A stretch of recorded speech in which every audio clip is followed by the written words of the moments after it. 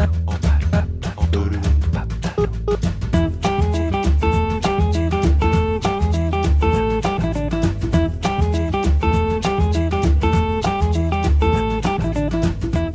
there, and welcome to Original Lines. I'm your host, Laura Allen, and today we're talking with Seattle artist Kelly Lyles. Kelly is a painter, designer, illustrator, curator, and all-around maker of fabulous things. Her art cars in her house, as well as her artwork, have been featured in television shows and numerous national publications. Hi, Kelly. Hello. Welcome to the show. Thanks for inviting me.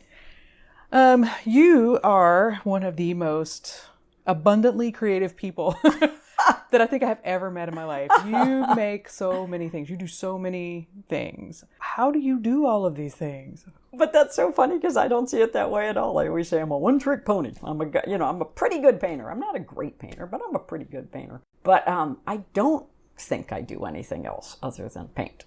Then somebody said, well, no, you're an assemblage artist with your car. I went, oh, I guess so, yeah. Mm-hmm.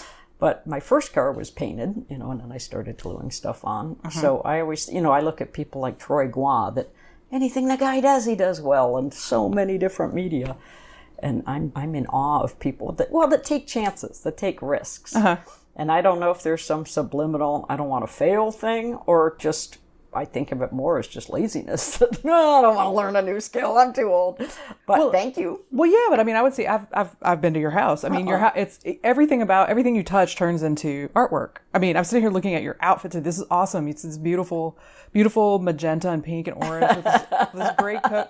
Everything you touch seems to turn into an art piece. Oh, thank you. If you don't give yourself credit for that, I certainly will. You are very... I think I'm a creative dresser, And your cars and everything. And you also do curation too, right? Yeah. Kind of not fell into that accidentally, but it was... I don't remember how I started maybe 10 or 15 years ago locally at Arts West. They had I put up a drawing show, and it was more just I didn't have enough pieces, so I asked a few friends, so I do it intermittently. I do quite a bit with June Sakaguchi, and we do these ERA facilities. She does it, and she sort of subcontracts to me sometimes, because we both love to travel. Yeah. But I was doing the Mother show. I don't know if you saw that one. The one at...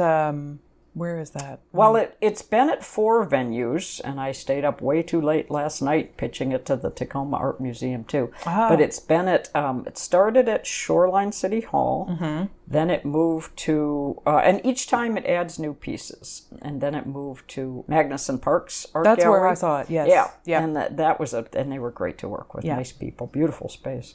Then we had it at Art Exchange in Pioneer Square, and that's a multicultural focused gallery, and they were, again, wonderful to work with. Plus, they took all these great pictures, because that is not one of my strong suits. I did not have good images, and they, gave me files of all these beautiful photos. And then lastly, it was at Gallery 1 in Ellensburg. Everybody in central and eastern Washington knows about it, but not enough people in Seattle know about it. It's a fantastic gallery. I love their taste. The people, it seems like it's mostly women run, and we have the same taste. So, of course, it's good taste. Yes, absolutely. But they do really fun, creative shows and beautifully curated, and it's 2 stories. It's just a great place to go. An hour and a half from Seattle? Yeah, it's not that far. Yep. Yeah. So I want to keep this show moving. It was all women artists, primarily women artists. We slipped in a couple men, doing pieces about our mothers. There was a lot of friends losing their moms, and we all had a hard time getting over it. Or, you realize their impact and all the things you forgot to ask after they've passed away.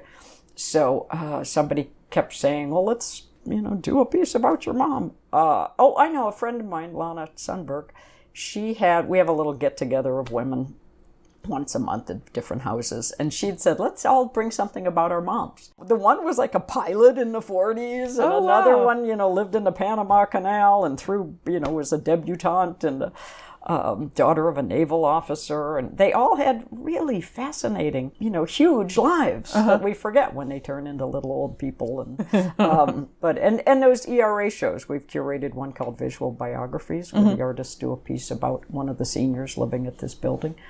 And again, these people were doctors in Africa, and flew planes and World War or whatever, and decorated, and were just so dismissive, me included. I don't pay enough attention. And So how did the shows work out with the art, with the stories? I mean, was everybody able to kind of get together? And with the show, with my art show that I curated, I insisted that everybody had to put up a story about their mother, or make a statement. Right. It wasn't just the art. They had to say something. And a couple people said like 2 lines. My mom liked green.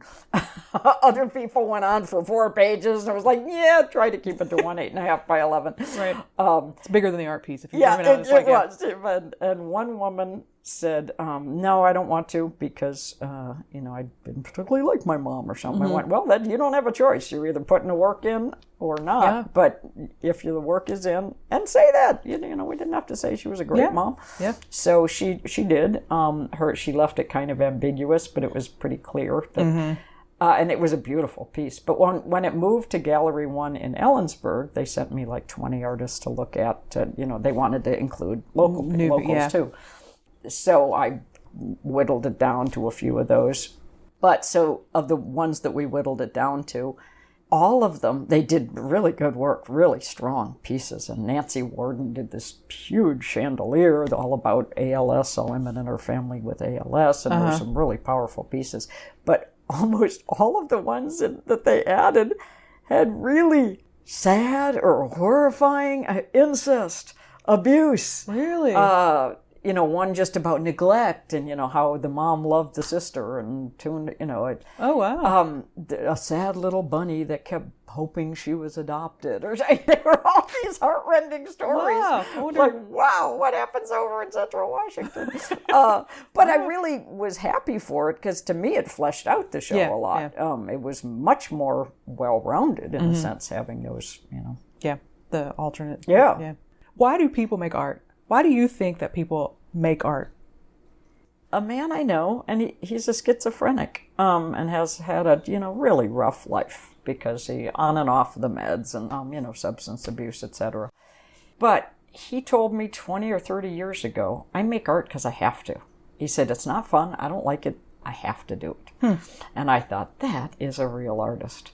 I do it when I have time, when I feel like it, when I got a show coming up. People maybe like you think I'm out there all the time. No, I hardly ever. I'm in the studio maybe one day a week. Yeah. I will find every excuse. In fact, I had a housemate years ago who said, oh, you're doing the dishes. Clearly you have an art project out there you're avoiding. Or, if you saw me vacuuming going, all right, what are you avoiding in the studio? Right. You find every excuse not to. But so I'm more product oriented, I think, versus driven. I go to a lot of art openings. I absorb a lot of art in my life. Every day I'm at an art opening or watching something about art. So I use the excuse, my life is art. Yeah. Instead of my worker. I don't know. It is, there must be some attention thing in there. But then artists I know, like this guy, just do it for themselves, are never going to sell it, are never going to, I have friends that won't sell their art, which to me is bizarre. Right. And my one friend, I keep pointing out, your kids are throwing it all into Goodwill bins when you die because he does not want to sell it. And he has hundreds of paintings. Yeah. Where I would be thrilled to sell more. Yes. But, I don't know. It was encouraged in my house to make art. My parents were both, they did some acting and, my mother was very creative in the way she threw dinner parties and, had even wrapping packages was creative. Back in the 20s and 30s, they probably weren't encouraged to make art for a living. My father was a good artist. He didn't do it professionally, but he did act semi-professionally on the side. And they both had radio shows and TV shows. And so it was, creativity at least was encouraged in my household. My brother's a commercial photographer. He went to art school. Where the sad thing is I teach a drawing class once a week. And all these, and I started to say kids, but it's an adult class. So a lot of them are in their 80s. They'll say, I was discouraged from taking art. And now that one even said, I had to wait till my mother died to take an art class. And that's horrifying. The parents all said, you're not going to make any money. Well, it's just sad that everything in our society is equated with cash. But it should not be an either or whatever. And, isn't there some cities in Africa or towns where everybody is considered an artist? And I don't know the why. I just know it's fun. Mm-hmm. It feels good. As much as I put it off, and will do everything in my power not to go into the studio. Once I do, I don't want to stop. And well, I'll just stop in 10 minutes, and all of a sudden it's 4 a.m. Mm-hmm. Good. All right, I think that's a good time to take a quick break. Okay. We'll be right back with Kelly Lyles. Hey there, did you know that you can find Original Lines on both iTunes and Stitcher? So whether you have an iPhone or Android, you can always catch the latest episode. Be sure to subscribe to us, and please, we love reviews. Thanks. Hi there. We're back now with artist Kelly Lyles. And Kelly, how did you get involved with making art cars? Well, art cars are definitely my passion now. I was up far too late writing a grant for that too, and thinking, why do I do all this work? Yeah, I love that, I'm an ex-Catholic, so there's a lot of the guilt and martyrdom model in the back of my brain. Yeah. But I produce an art car show here at the Fremont Fair, and we get 50 to 75 cars. Wow. So every year. And we house them, fund them, and feed them, throw parties for them, entertain them, and also pay their gas to get here.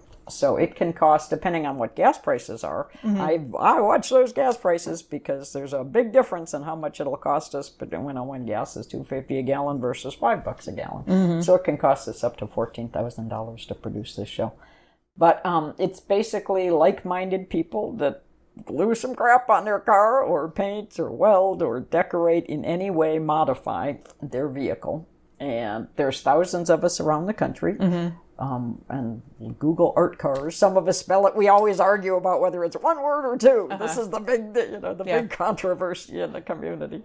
But I got many years ago, I think I had a 1960 Falcon, which my then boyfriend had bought me. And it was an adorable car, but something was always wrong with it. Yeah, it was really cute, and they're great cars to have if you know how to fix things. Well, I don't. And it would involve a trip to the junkyard every time. You can't just go to the neighborhood store and buy it. And this is pre-internet, or heavily used internet. So I wanted a more reliable car. So I went to look for, in my budget, I was looking at a Subaru, and it had 100,000 miles on it. Well, I didn't know much about cars, because that probably was a pretty great car that would have lasted for years. Right. But instead, the guy had a Pinto, a Ford Pinto. The same guy I went to, he said, well, my uncle just left me this. You probably don't want a Pinto. And it only had 15,000 miles on it. So in my brain, 15 versus 100. So I took the Pinto, uh-huh. Which, I'm sure it died long before that Subaru ever did. But after I left, it was like, I didn't quite picture myself as the Pinto type. I thought I was more the Volvo P1800 sports car type. So I thought I better do something. And I had it in my head that I wanted to paint it. Didn't have a clue how to paint a car. Never occurred to me one could paint one's own car. Mm-hmm. My then boyfriend at the time was, he made fun of people that even had vanity plates. Uh-huh. So I didn't have the guts to tell him that what I planned on doing, and I waited till he was out of town. The car got hit. Yeah, I know. With great relationship, right? Yeah. If you're too embarrassed to even admit to your partner what you. And he's a wonderful man, sweet guy. And in the end, he loved it. Which is again typical. Fear holds us back. Other people's opinions, and he loved it. Mm-hmm. And we're still good buddies. I think he's very proud of my cars. I was trying to figure out how to afford a paint job, because it didn't occur to me I could paint my own car. And the car got hit. Well, it needed a paint job. Uh-huh. Watch out what you ask for, because, the universe provides in mysterious ways. So I took it to Sound Ford in Bellevue, ritzy part of town, and brought in all these pictures of horses, because I wanted it painted like a Pinto. Uh-huh. And spent an hour with the guy going over pictures of horses, and I hadn't realized I was dressed in a cowgirl outfit, I guess, subliminally. But he said, you really want a $1,000 paint job on a $500 car? Yeah. So they did it for half price, and when I picked the car up, they had, they painted it brown and white spots like a Pinto pony, uh-huh. And they had glued Giddy Up onto the accelerator. Oh! Trot, I think, was first gear. Stable was park. Oh my God. Whoa was on the brake. That's awesome. Yeah, that was really cute. And so I ran into one of the guys recently, and 20 years later, mm-hmm. He's like, I remember you. We mm-hmm. did your car. So it was fun, and then I had horse hood ornaments, and my mechanic put without my knowing it, put Love Me Tender blinkers in there. So the first time I turned left, it started playing Elvis. But I had fun with it, drove that car for 10 years. Somebody gave me a book about art cars. I wrote a fan letter to the author, Harrod Blank, and he must have added me to some mailing list of his, and I started going to, had an art car show in Portland, and I drove to that and now they're all my buddies, and I produced the shows here. My second art car, Leopard Bernstein, which was 700 lions and tigers and leopards, named after my favorite stuffed animal when I was a child, Leopard Bernstein. That one is now in Harrod's museum. Harrod has an art car museum in Douglas, Arizona, right on the Mexico border. I don't remember how many cars he's got, but he's got some fantastic, old retired the show ponies that can no longer. Yeah. So it's a lot of, we just have a blast together. There's art car people from, I think, like 16-year-olds that get their first car, up to one guy passed away about 4 years ago, and he was 97. Wow. And he had an Aboriginal art car called the Oscar Oz car. And I think his daughter lived in Australia or something, but it was a beautiful car. He went bungee jumping for his 95th birthday. He wouldn't caravan with anyone. We drive in packs, when we drive on long distances, and he wouldn't because he wanted to drive faster. Yeah. So he was a cool old guy. Yeah. But it runs the gamut of age. It runs the gamut of education. One of the funniest guys has an 8th grade education. I love that man. He can say hello and I laugh. He's just got the best sense of humor. Up to PhDs, doctors, lawyers, and house cleaners, whatever. We got opera singers. But it's a fun group. The only common denominator to me is a sense of humor. Yeah. Yep. Well, you've done 5 or 6 cars, right? Is this? I've made 5 of them. I've only owned 3 of them. Yeah. I had the Pinto, then I had Leopard Bernstein, and each of them I had for 10 years. And then my current one is the Accessories Odyssey, which is all, and it's spelled EXCES. It's the excess of women's accessories, because I love accessories. I love fashion. And the front is a magnetic paper doll with my little outfits in miniature.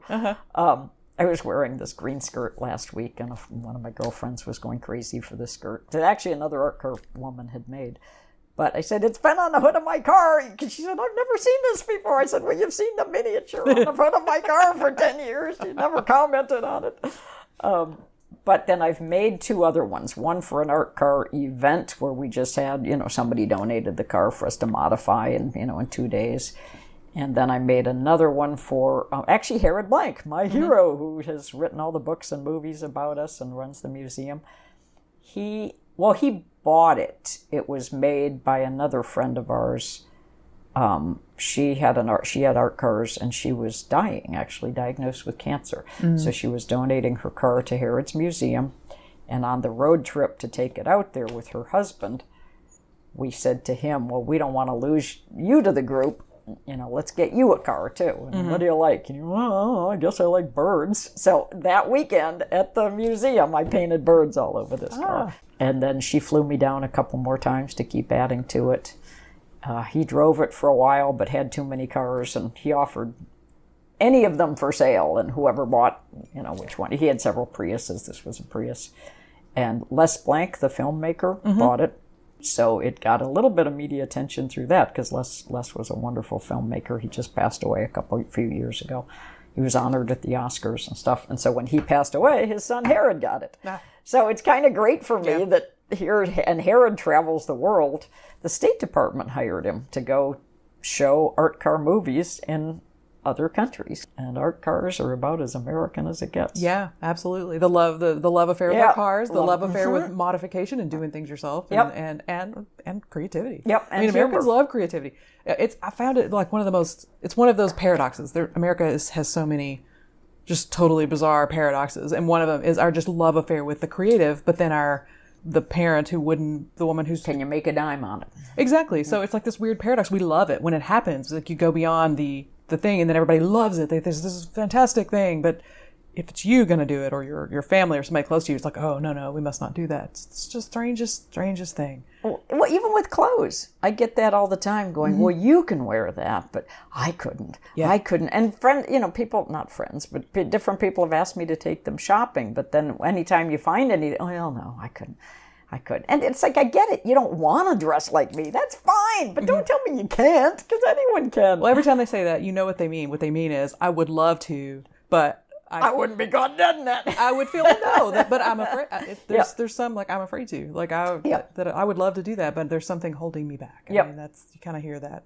I mean, I hear that with art and everything. I would love to be able, I just couldn't do that. I just couldn't. Yeah. Like, well, yeah, you could. You could. Whether you want to. You or may not like yeah. it once you start doing it, but that's the thing. I mean, it's with all the things you do. It must be hard to juggle everything, right? I mean, doing the art, the curation, the art card, all the stuff that you do, isn't it? I mean, it's work, right?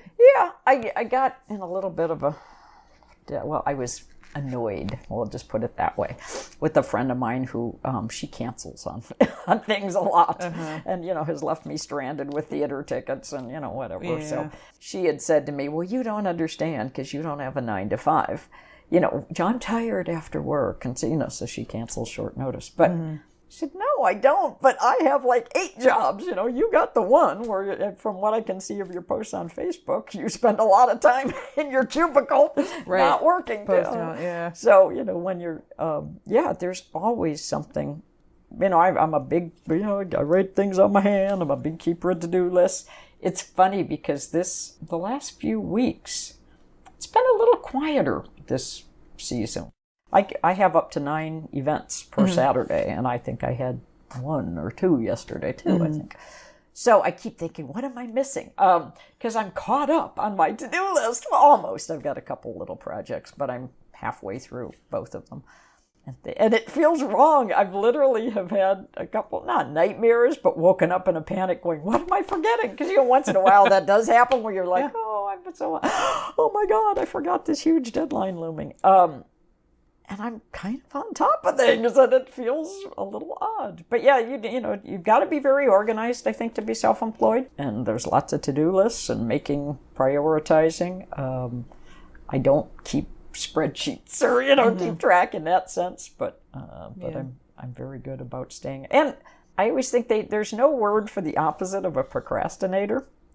And I'm the opposite of a procrastinator. I do things a month ahead. I was actually trying to ship artwork to a friend, and she's like, last month, and she's like, the show is in December. You really don't need to send it to me in September. Yeah, but I want it out of my house. Exactly.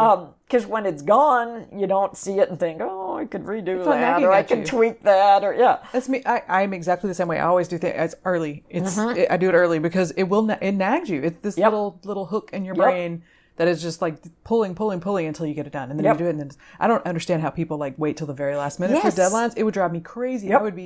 I couldn't sleep. I would be, like you said, I would wake up thinking, oh my gosh, I have this. And you forget them. I'm often early to things too, like early to events. And I'm the one that's there like 10 minutes early. And everybody's like, oh, it's the same thing. It will nag me. I cannot think about anything except getting to that place until I get there. And so I may as well just get there and be done with it. So. And I'm the opposite. I'm always late. Are you? I'm late for everything. And then I'm annoyed that the food's all gone or whatever it is. But what advice, do you have any advice would you give to someone that's just kind of starting out? Would it be different if they were young or if they were an adult that's like coming back? 1, don't expect to make a living out of it. I don't make a lot of money. I say I'm a professional artist. That's how I make my living. Well, yes and no. I will work the occasional airport greeting job or whatever, and do these little things on the side for extra money. So, but I trade for a lot. I trade for haircuts. I trade for chiropractic. I trade for, I don't know, I've traded for house painting. I've traded for landscaping.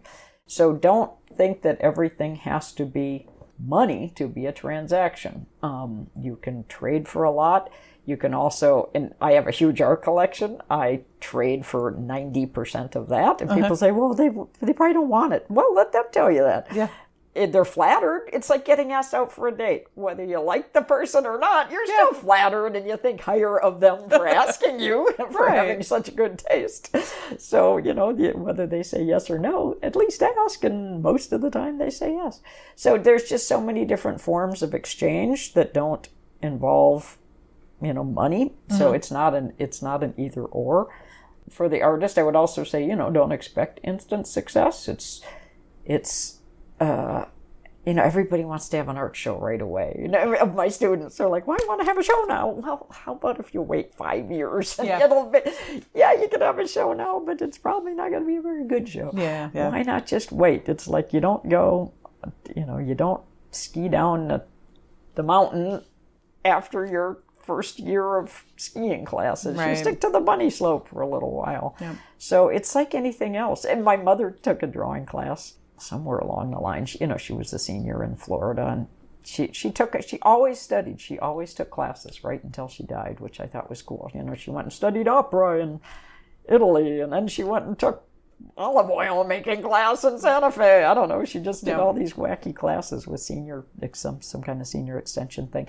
But somewhere along the line, she took a drawing class, and she called me saying, well, it was hard. And she didn't last. She dropped out, but that just tickled my funny bone that she thought what I do for a living is so easy, But it's going to be hard in the beginning. Anything you do is going to take some effort and time, and like anything else, you don't become an accountant because you can add 2 and 2. Yep. So, it's time and effort. I have a friend who draws 20 minutes a day, come hell or high water. If it's 4 a.m. and he forgot, well, too bad. You draw for 20 minutes at 4 a.m. Yeah. And that's really good discipline. Do I do it? Hell no. And I tell my students, you have to stand at the easel. Do I stand at the? No. But listen to what I say, not what I do.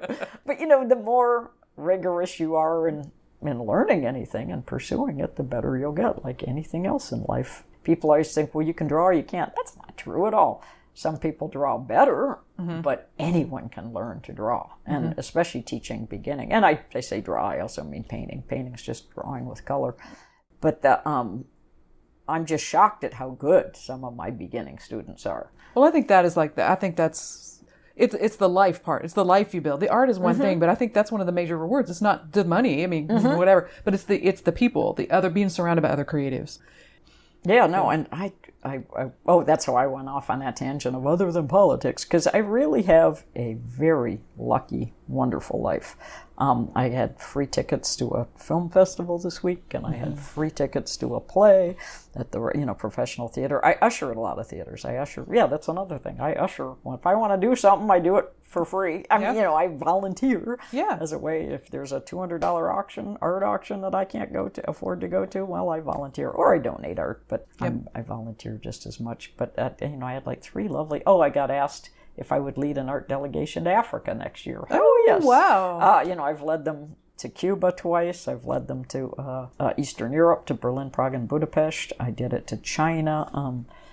So all for, I do have to pay my airfare, but other than that, they cover everything. And it's just great. And, how lucky am I? And Africa's been on my bucket list. And then and I think I'd mentioned that in passing to this woman. The same person has organized my other trips. So, it's not this huge coincidence, but she said, you want to go to Africa? Since we are now, I was going to go to Cuba a 3rd time, but I think that's not looking good.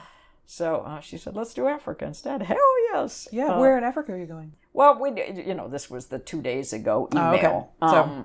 I'm thinking probably just Johannesburg, Cape Town, and maybe one of the game preserves just for a few days. Oh, wow. So not animal focused, even though I love animals, but I want to focus. I like to do contemporary art. Yeah. We each of these trips, we've met with artists. We've gone to visit their studios. We go to museums and galleries. South Africa's on my bucket list too. Come! I would love to. Come! I love the South Africa. I would love. I have been in love with South Africa. I was watching I can't remember the name of the documentary I watched when I was a child. I've been in love with South Africa, and so. Well, and she's going. Well, do you want to go to Mozambique? Do you want to go to Tanzania? Do you want to go to Zimbabwe? I just say I want to go to Africa. I'm showing my ignorant American roots, but South Africa seems like a lot of the more contemporary art. So I figure we'll. And even that, she said, don't worry, it doesn't have to be, we can start with this and then get more adventurous in later years. Yeah. So, but yeah, so I was looking at another tour. Actually, several of my friends are leading trips to Africa, and I was cheating off of what they were doing. So, see, this is the life, right? Yeah, it's a great life. Yeah. I'm so lucky. And I hear all the time of you do a lot for other people. Yeah, I do. I actually do. I spend part of every day writing birthday cards and thank you cards and baking people birthday cakes and whatever. But one, it's a good way to procrastinate being out in the studio. So I'm getting something out of it. And then two, you stay on your good side. And then they invite you to things. And, right. There's it's not all calculated in my brain, but it seems like simple etiquette 101, but also self-interest 101, be nice to people and they're going to be even nicer to you. Well, you create an atmosphere, right? This is the atmosphere. It's like we're going to be nice to each other and you're creating that atmosphere and then people come into it and then it's back. Yes. Yeah. It's so, you give a little and you get a lot. Yeah. It's just bizarre to me that people aren't aware of that simple concept of, people like being helpful. I tend to say the same things over and over, and I know I've said this before too, but we all like to be useful, like you were saying about the chairs, and I'm the same way. I'm an ex-waitress. I'm always the one picking up dishes at the party. One, it takes our mind off our own, am I saying something stupid? But it's also, you like to be of service. It's you want to help somebody across the street, whether they want you to or not. Yeah. And it helps them, helps you. Yeah. You feel better about yourself. The same way like every time you fall in love, which is very rare these days for me, but you feel so much better about yourself when you're with somebody new who thinks highly of you. Yep. So, fall in love with a stranger every day. Do something nice. Well, thank you very much. I think that's a good place to wrap up. Oh, go ahead. What do you have? Can I throw in one Absolutely. more? Do you have anything? Yeah. Yeah, just because I'm on this rant and I'm kind of proselytizing about this, I just want to include the fact that I am I have 31 years of sobriety from alcohol and drugs. 90% of this good stuff, I would say 99% of it happened after I stopped the drinking and drugs because I had so much more focus, more time, and more money. Yep. So part of when you said, well, how do you find it? It's like, oh, yeah. So I figure I should add that a little somewhere in the line just because it's, instead of talking about it, sitting on a bar stool and planning big things that I never took action because I was too busy nursing a hangover and also I think my self-confidence increased with sobriety because there was a lot of self-loathing in there prior. So that has been a huge difference in my life. Many years, but a huge, that's definitely a big factor in what I do. So. Okay. Well, thank you very much. Yeah. Where can we find out more about you? How can we see your work and art cars and everything? Look at my website, which is kellyspot.com, www.kellysspot.com, which is supposedly under renovation, but I've been saying that for years.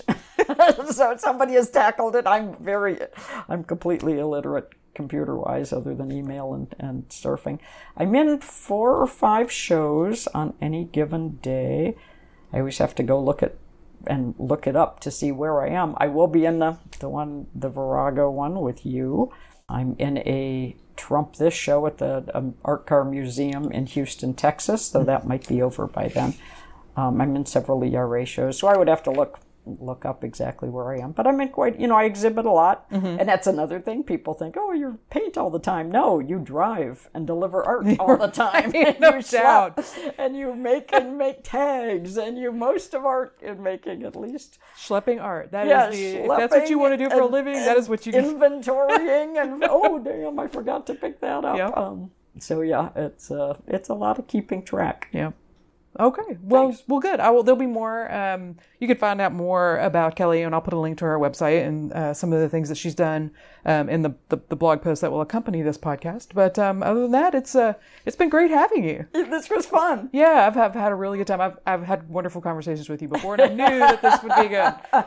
So that'll be it for today's episode of Original Lines. Many thanks to Kelly Lyles for joining us, and thanks to you for listening. You can find us on iTunes, Stitcher, or any other popular podcasting service, many other popular podcasting services, or go to our host website, www.twoponiespress.com, for direct downloads. Be sure to like and subscribe, please, and we love reviews. Tell us how we're doing. Till next time, keep on making amazing things.